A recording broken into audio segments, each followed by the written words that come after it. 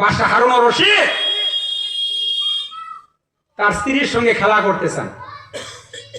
খেলা করতে কি খেলাটাও জানেন? দাবা খেলা। দাবা আমাদের বাচ্চারা দাবা খেলা খেলায় না, অনেক বয়স্করাও খেলায়, ঠিক না?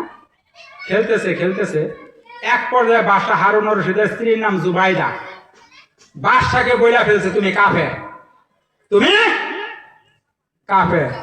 বাদশাও বইলা ফেলছে, আমি যদি কাফের হই তাহলে তুমি তালাক।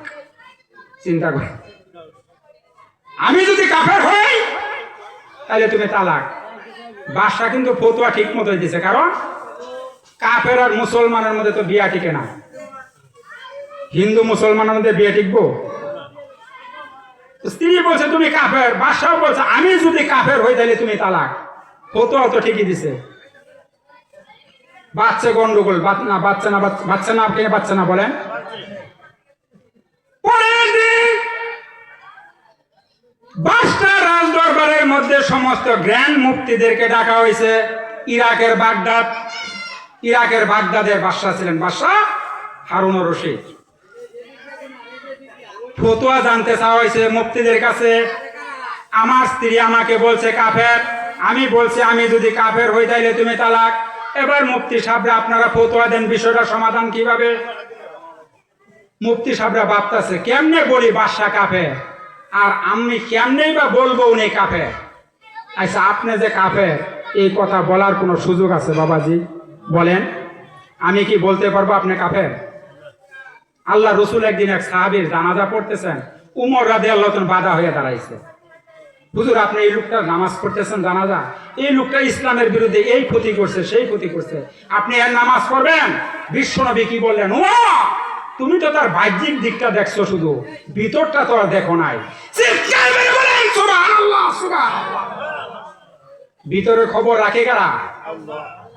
ইন্নাল্লাহা আলিমুম বিযাতিস সুদূর। ভিতরের খবর কে রাখে? মুফতিরা ব্যর্থ। আইসে পরের দিন বাকি মুফতিরা, তারাও ব্যর্থ। পরের দিন আইসে ছোট ছোট মুফতিদের, আমার মতো মুফতিদের আর কি। এবার ছোট্ট একটা বাচ্চা, বয়স হয়েছে 15 বছর মাত্র, বয়স 15 বছর। এই বাচ্চায় কইতেছে, স্যার আপনি যদি অনুমতি দেন আমি এই সমস্যাটা সমাধান করে দিতে পারবো। সুবহানাল্লাহ কইলেন না? বয়স 15 বছর বাচ্চার কইতেছে, এত বড় বড় জ্ঞান মুফতি সবাই ফেইলা 15 বছরের বাচ্চাকে ফতোয়া দিব। কই দেন, বলেন তুমি কি বলবার চাও বলো। কয় বাদশা, আপনার জীবনের কোনো স্মরণীয় ঘটনা আছে? কয় কেমন? এমন কোন কাজ করছেন জীবনে যে আপনার জীবনে স্মরণীয় হয়ে আছে? কয় হ্যাঁ, একটা ঘটনা আমার জীবনে ঘটছে। আমার চাচাতো বোনের সঙ্গে আমার, বুঝছেন তো, আমার চাচাতো বোন আমাকে একদিন নির্জনে নিরলে পাহাড়ের উপরে নিয়ে যাইয়া আমাকে তার সঙ্গে অন্যায় কাজে জড়ানোর চেষ্টা করছে। ওই সময় আমার আল্লাহর কথা স্মরণ হইয়া আমি বলছি আমি এই কাজটা করতে পারবো না। এই কথাটা শোনার সঙ্গে সঙ্গে 15 বছরের বাচ্চায় ফতোয়া দিয়া দিছে, কি জানেন? বাদশা, আপনি কাফের না, আপনার স্ত্রী তালাক হয় নাই।